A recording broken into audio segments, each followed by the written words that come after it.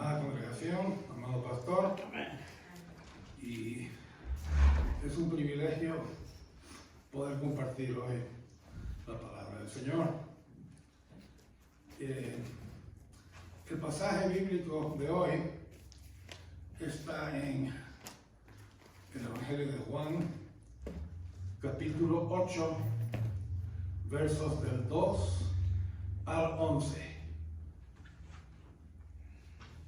Jesús me dio gracia y perdón. Jesús tomó mi culpa y me hizo libre. Leyendo el material que se me facilitó para ampliar este estudio, vi la aplicación para la vida y pide ahí cuál es la mejor historia de perdón que uno tenga, y daba el ejemplo en el material. Pues la mejor historia de perdón que yo tengo me la aplico yo. Después de haber vivido mi vida adulta desde los 17 a los 42, en ese entonces tenía 42, no ahora, pensando yo ser una persona íntegra, pensaba yo, y miraba mis pecados como algo normal, y me miraba a mí como yo soy la persona promedio, cortadito como yo le gustaría a la gente tener hijos. O sea, yo pensaba que yo era íntegro, ¿ya? Y decía que había leído la Biblia. Si yo sumaba todos los pasajes de la Biblia que había leído para ese entonces, no llegaban a más de 10 o 15 páginas de las 1000 y tantas que tiene la Biblia. Pero yo pensaba que era íntegro y pensaba que Jesús, yo lo llamaba, es un gran filósofo, el mejor filósofo de la historia, decía yo. Y venía gente a hablarme del Evangelio. Mi problema, que yo tenía esto abierto y esto cerrado. Yo solamente quería escucharme hablar a mí. Venía alguien a hablarme del Evangelio y yo decía, sí, yo conozco de Jesús, el mejor filósofo de la historia, y no me entraba lo que me decían, no lo escuchaba. Y de esa forma también yo pensaba que me veía más sofisticado hablando de esa forma. Hasta que llegó alguien a cosechar. Hasta que llegó alguien a cosechar. Y entonces, de pronto yo me vi sucio. Me daba asco el verme yo mismo. De las cosas que había hecho, de las cosas que había dicho, de la gente a la que yo había hecho daño irreparable. Y todo eso. Y entonces estaba yo, y ese entonces en el bosque, en Sequoia, estaba tomándome un café mientras que practicaba con mi arco y flecha. Y así estaba yo. Y entonces me di cuenta que había ofendido a un Dios perfecto. A un Dios que no puede mirar al pecado. Yo estaba enlodado. Y lloré. Y lloré. Ahí en la soledad del bosque. Un Dios a quien ya sea un pecado o 10,000, ya sea una mentirita o la estafa más grande, yo me había enlodado, y eso se lo hice a un Dios perfecto. A Él lo ofendí. Y entonces me acordé de mi amigo Frank, el que vino a cosechar. Y me acordé que él dijo de que, y esto yo no podía dar marcha atrás, ¿no? Frank dijo de que Jesús había venido a pagar por todos mis pecados, incluyendo los que aún no había cometido. Una cosa que me había detenido de entregarme a Jesús era saber que yo era muy débil y que iba a continuar pecando. Tal vez menos, pero iba a continuar. Pero Frank, a quien usó el Señor para traerme a él, me había citado a Pablo en 1 Timoteo 1:15, donde dice: palabra fiel y digna de ser recibida por todos, que Cristo Jesús vino al mundo para salvar a los pecadores, de los cuales yo soy el primero. Así es. Pablo dijo: yo soy el primero. Hágalo usted cualquier Biblia, en cualquier traducción, dice: yo soy el primero.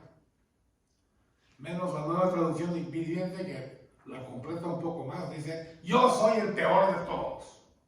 Dice la nueva traducción viviente. Yo soy, tiempo presente. O sea que Jesús había venido a salvar a un Pablo que continuó de alguna forma u otra pecando. Ahí se me iluminó.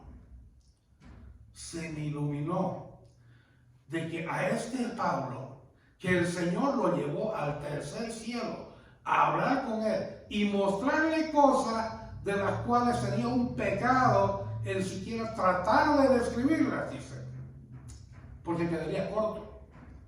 Pablo estaba admitiendo haber sido el peor. Y ahí fue, en la soledad del bosque, que clamé a Dios.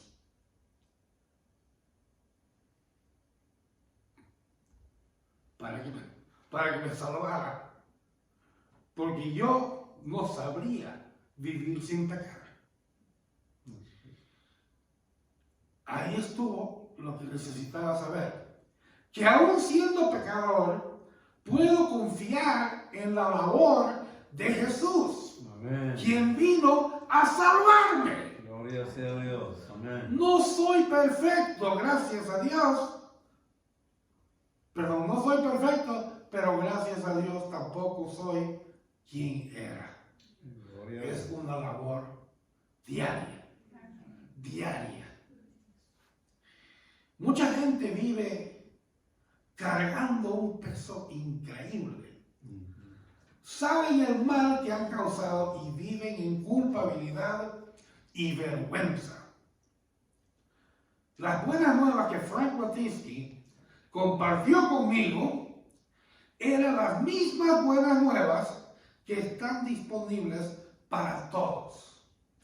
Jesús vino a perdonar, tomó nuestras culpas, nos hizo libres y dio vida eterna a todo aquel que se considerase pecador, se arrepintiese y confiare solo en Él para recibir vida eterna. Esas buenas nuevas están ahí para todos. Entonces, viendo donde está Juan en este escenario de la Biblia, dice, vemos que desde que Jesús llevó su ministerio desde Galilea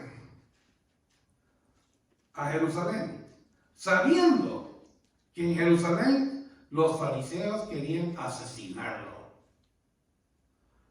Mientras enseñaba en el templo, vinieron a preguntarle cuál era la fuente de su instrucción. Los líderes judíos enviaron soldados para arrestarlo.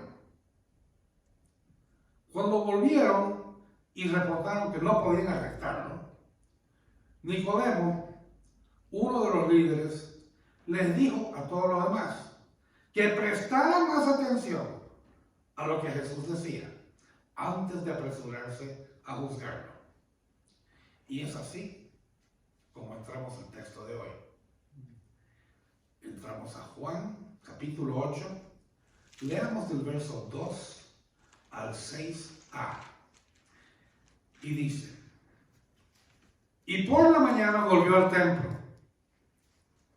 y todo el pueblo vino a él, y sentado él les enseñaba. Entonces los escribas y los fariseos le trajeron una mujer sorprendida en adulterio, y poniéndola en medio le dijeron: Maestro, esta mujer ha sido sorprendida en el acto mismo de adulterio. Y en la ley nos mandó Moisés apedrear a 3 mujeres. ¿Tú pues qué dices? Mas esto decían tentándole para poder acusarle. He desobedecido la ley de Dios y merezco castigo. Hubiera sido la confesión de esta mujer.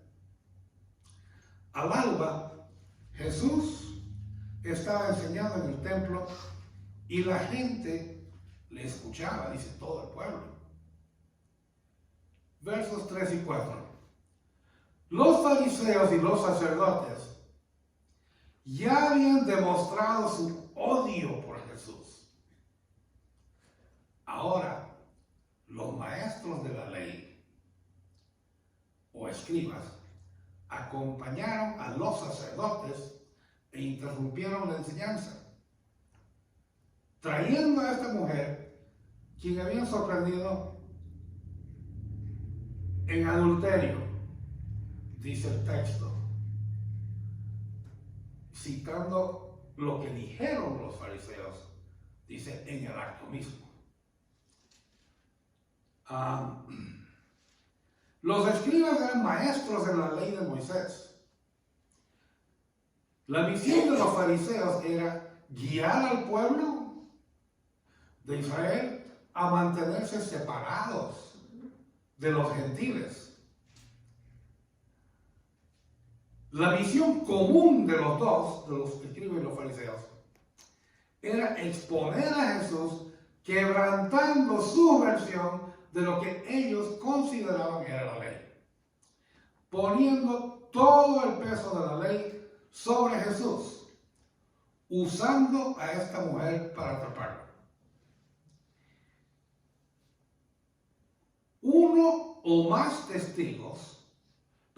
Dos o más testigos habían sorprendido a la mujer.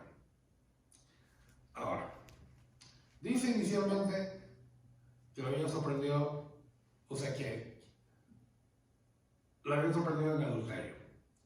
Los escribas y los fariseos dijeron en el acto mismo. Veamos la diferencia.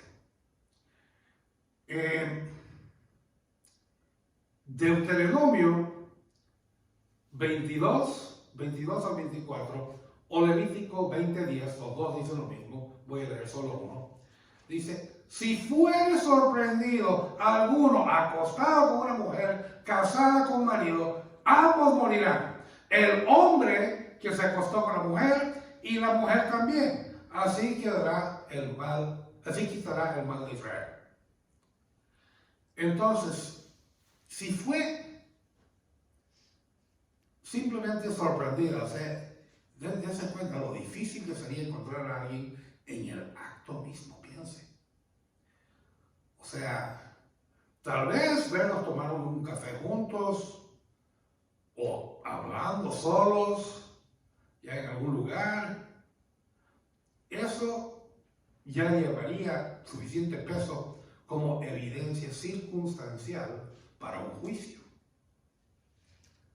Pero aquí dice en el acto mismo, y la cuestión es, como les acabo de leer, si estaban en el acto mismo, ¿por qué no trajeron al hombre?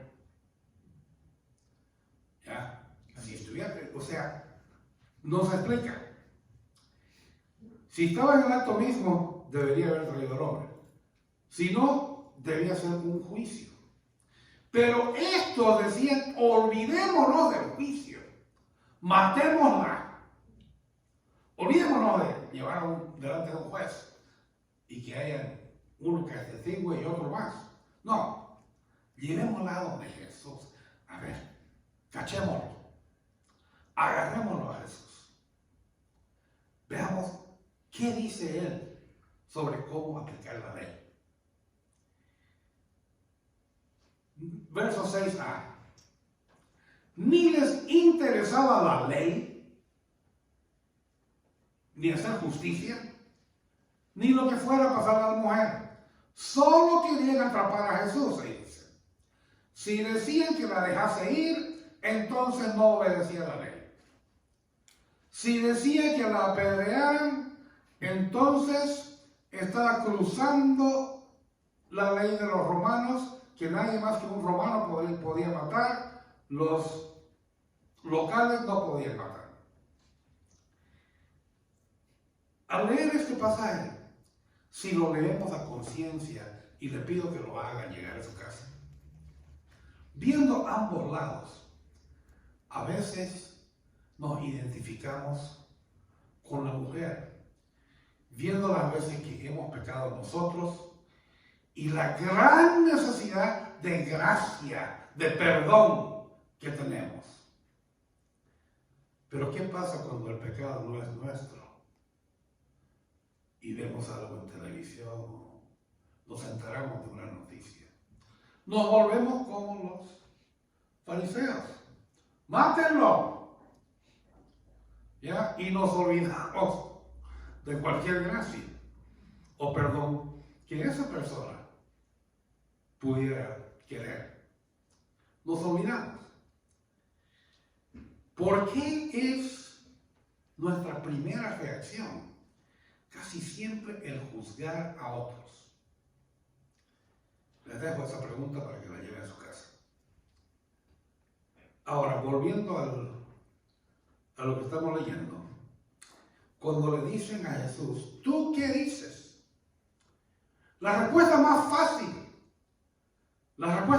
fácil de Jesús hubiera sido, no quiero involucrarme. Ustedes saben qué hacer con la ley. Hubiera sido una respuesta válida. Y entonces, ni quebraba la ley, ni nada. Pero Jesús amaba y estaba lleno de compasión y gracia por esa mujer. Y sabía lo que estaba pasando. Sabía que era culpable, pero rehusaba abandonarla en su peor momento. Nosotros somos igual de pecadores que esta mujer. Tal vez no será adulterio, pero puede ser muchas otras cosas.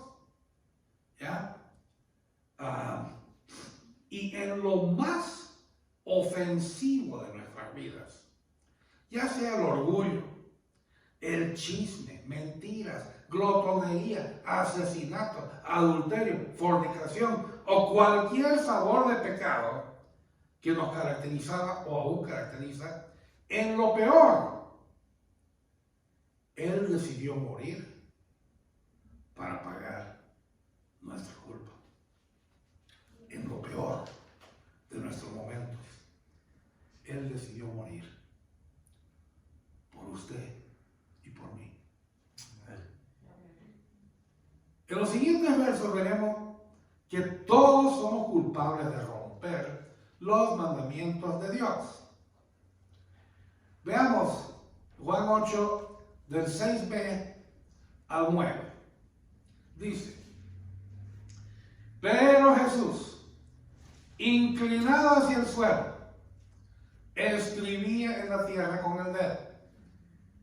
Y como insistieron en preguntarle, se enderezó y les dijo, el que de vosotros esté sin pecado, sea el primero en arrojar la piedra contra ella. E inclinándose de nuevo hacia el suelo, siguió escribiendo en tierra. Pero ellos, al oír esto, acusados por su conciencia, salían uno a uno, comenzando desde los más viejos hasta los postreros. Y quedó solo Jesús y la mujer que estaba en medio. Verso 6b. Muchos han especulado acerca de lo que Jesús escribió. Algunos hasta sermones enteros han escrito, ensayos han escrito sobre qué fue lo que escribió Jesús. Algunos que escribió los nombres de los acusadores, otros que escribió una lista de pecados. Nos encantaría saber. De ser así, sería fácil saber por qué todos dejaron caer sus rocas y se fueron. Pero lo que escribía Jesús, vamos al verso 7, no les interesó tanto, ya que frustradamente vuelven a demandar respuesta de Jesús. Le vuelven a preguntar. No se interesaron por lo que escribió. El efecto sí fue causado por lo que dijo y no por lo que escribió. No creo yo de que Jesús estuviese diciendo de que un juicio fuese a ser dirigido, juzgado, por un juez sin ninguna mancha, sin ningún pecado. Si no, imagínense lo difícil que sería encontrar un juez. Imagínense cómo andaría la ley sin juicio, porque no había jueces. Entonces, Jesús no estaba hablando de un juez sin mancha. Sugiero de que Jesús más bien estaba examinando y vio los motivos. Entonces, si hay un juez, si hay un testigo aquí que quiera tirar la primera roca, que sea un testigo que no venga con otro motivo, que solo quiera hacer justicia. Si alguno de ustedes quiere hacer solamente justicia y no tiene la intención de agarrarme a mí o hacerle daño a la mujer, ¿ya? Porque entonces, hoy en día eso se llama conflicto de intereses. Y a ese juez no se lo deja juzgar, si es que tiene algún motivo en contra del defendido. ¿Ya? Entonces, Jesús está diciendo, a ver, ¿cuál de ustedes está interesado en hacer la justicia aquí? En que se haga justicia. Ah, ninguno, ok, váyanse. Y se marcharon. Se marcharon sin atrapar a Jesús. Jesús no responde directamente a la pregunta de ellos, ya que la culpabilidad de la mujer era obvia. Pero Jesús se enfocó en los religiosos después de que ellos hicieron un espectáculo de esa mujer. Les dejó a ellos la tarea de pensar acerca de su respuesta con otra pregunta y ver cómo iban a responder. Y no respondieron. Verso 9. El juicio les cayó a los religiosos. Esperaban ellos decir a Jesús, te agarramos, te cachamos. Pero fueron ellos los cachados. O ignoraban su propio interés de dañar a Jesús y a la mujer y apedreaban a la mujer, o se marchaban. Y se marcharon. En Romanos 2, verso 1, Pablo nos dice, por lo cual eres inexcusable, oh hombre, quien quiera que seas tú que juzgas. Pues en lo que juzgas a otro, te condenas a ti mismo, porque tú que juzgas, haces lo mismo.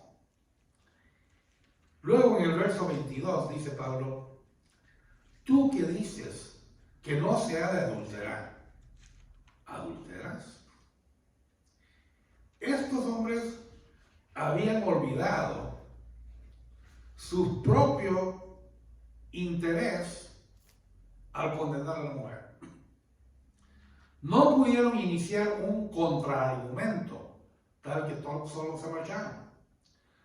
Probablemente los más viejos porque no podían negar que habían pecado, y los otros simplemente siguieron, como siempre que hay una turba de gente, de que siguen a los líderes, y se fueron todos.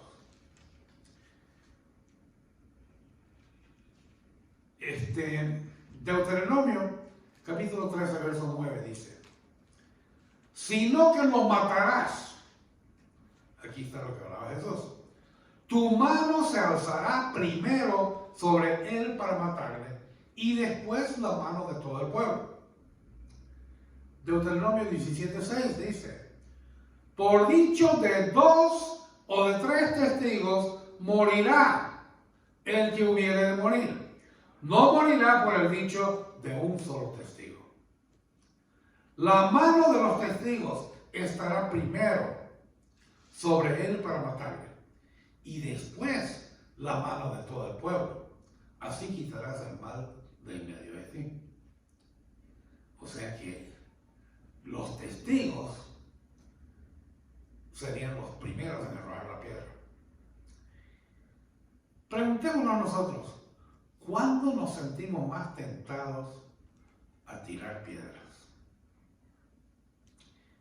En los versos siguientes vemos que Jesús nos muestra gracia y nos perdona si confesamos nuestro pecado y nos arrepentimos. Vámonos a los versos 10 y 11.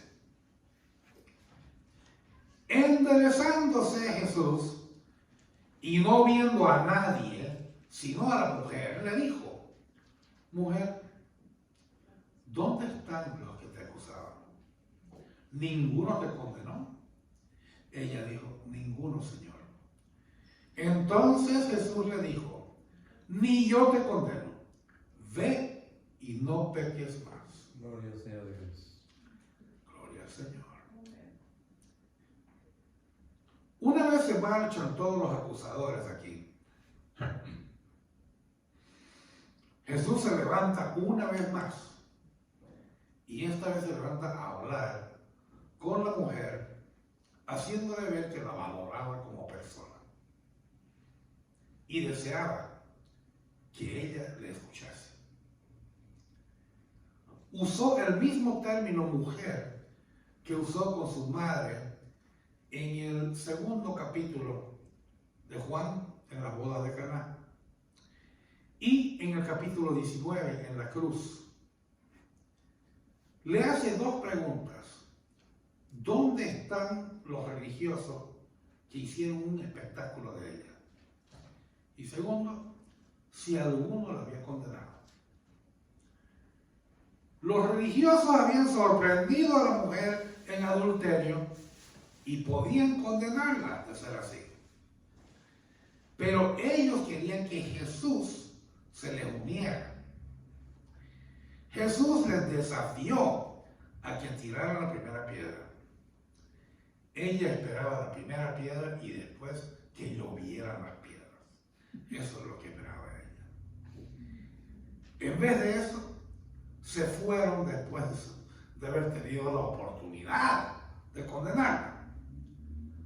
Con esto vemos una cosa más. Levítico 19:15 nos dice: no se tomará en cuenta a un solo testigo contra ninguno en cualquier delito ni en cualquier pecado. No tenía que ser solo el adulterio. En relación con cualquier ofensa cometida, solo por el testimonio de 2 o 3 testigos se mantendrá la acusación. ¿Cuántos testigos quedaban? Jesús no era testigo, supuestamente. Pues sabe que él no sabe todo. Pero para ellos no era testigo. Y además solo era uno. No quedaba ninguno. Ahora, le dice, ve y no peques más. El hecho de que su pecado no pudiera ser juzgado legalmente no significaba que era inexistente. No significaba que no había pecado. Jesús lo tomó seriamente. Igual que aquel a quien sanó en el estanque de Betesda en el capítulo 5, verso 14. Donde le dice a él, no peques más para que no te venga algo peor. En ambos casos es un llamado al arrepentimiento. No peques más, un cambio de dirección en tu vida. Hay iglesias que no hacen énfasis en el arrepentimiento. Eso no es el Evangelio. Mateo 4:17. Jesús dice, arrepentíos porque el reino de los cielos se ha acercado. Lucas 13, versos 3 y el 5 también. Dice, si no os arrepentís todos, pereceréis igualmente. En Hechos 17:30, estando Pablo allá en Atenas, donde está el hermano Godoy, ya dice, pero Dios, habiendo pasado por alto los tiempos de esta ignorancia, ahora manda a todos los hombres en todo lugar que se arrepientan. Eso está bien serio con el arrepentimiento. El arrepentimiento no es una obra de justicia, algo que hacemos que nos gane el cielo. La gente que piensa así no está interesada en ganar el cielo, no está interesada en estar con Jesús en el cielo. Lo único que quieren es no caer en el infierno, que es algo diferente. Pero el arrepentimiento no es algo que se hace para llegar al cielo. El arrepentimiento es un acto de fe. Creemos que Jesús es el Señor. Por lo tanto, estamos arrepentidos de todo lo que hemos hecho contra su voluntad al ver la gracia que Él nos dio. Nos arrepentimos al ver la gracia que Él nos dio.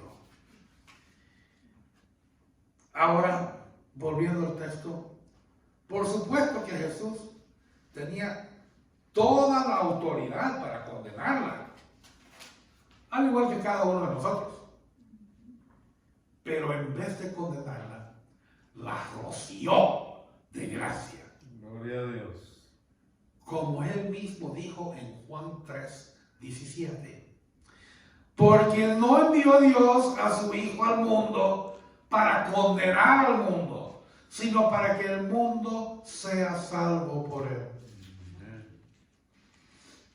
La mujer había escapado de la condenación de los religiosos, pero se había construido una prisión espiritual por su pecado. Pero Jesús le dio la libertad espiritual al decirle, ve. La desafió a no permitir que el pecado la controlara otra vez. Esta misma experiencia es la que experimenta Pablo al decir, de los cuales yo soy el peor. Es la misma experiencia que yo creo que todo cristiano pasa. De pronto vemos que hemos ofendido a Dios en la peor forma, pero vemos a su Hijo que vertió su sangre en la cruz por nuestro perdón. Es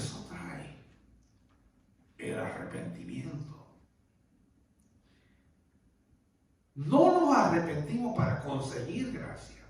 Notemos ahí en el texto de que Jesús le dijo a la mujer que estaba perdonada, se lo dijo antes de decirle que dejara de pecar. Primero le dice está perdonada y después le dice y no peque más. Nos arrepentimos al ver ese regalo aplicado a nuestras vidas. A través de su gracia somos liberados de la ley del pecado de nuestras vidas. Romanos 8, 1 y 2 dice, ahora pues ninguna condenación hay para los que están en Cristo Jesús, los que no andan conforme a la carne, sino conforme al Espíritu. Porque la ley del Espíritu de la vida en Cristo Jesús me ha librado de la ley del pecado y de la muerte. Gloria al Señor, aleluya. Ahora, otra pregunta para que se lleve a casa. ¿Cómo es que este pasaje muestra claramente el Evangelio? Pero hago una pequeñísima tangente para decir, yo siempre hago estas preguntas para que se lleve a casa. ¿Por qué lo hago? El culto dura 1:30, 2 horas. Pero el día es del Señor. O sea que este día le pertenece al Señor. No es solamente para llegar a casa y mirar el partido. Es para meditar sobre lo que se ha escuchado o estudiar la Biblia, pero hacerse estas preguntas que le causan meditación a uno. Ese es el motivo de que yo hago estas preguntas. Porque el día continúa y el día entero es el del Señor. Jesús tomó mi culpa y me hizo libre. Debemos confesar el pecado. Piense en cómo el pecado puede volver a nuestra vida y en las consecuencias eternas que tenemos si no nos arrepentimos. Escriba una oración. Este es un bonito ejercicio. Escriba una oración como lo haría a su padre o a su madre, pidiéndole ayuda en un momento de flaqueza. Escríbale también agradeciéndole por todo lo que hizo por usted al venir, vivir y morir en la cruz. Mencione su misericordia y gracia para con usted y el mundo. Pídale que Él lo ayude a extender gracia a otros, como Él lo hizo con usted. Finalmente, extienda la gracia. Uno dice, bueno, raro es el día o no hay día en que uno no peque. Ok, quitemos eso de un lado y más bien digamos, raro es el día en que no hay alguien que nos ofenda y es una oportunidad para extender gracia. Viene la ofensa, sale la gracia. Eso es lo que debemos hacer. Es algo muy poderoso cuando alguien reconoce su necesidad de perdón y se arrepiente. Ese es el principio de la humildad. Ahí empieza la humildad. Como aquellos que hemos experimentado ese perdón y gracia, extendámoslo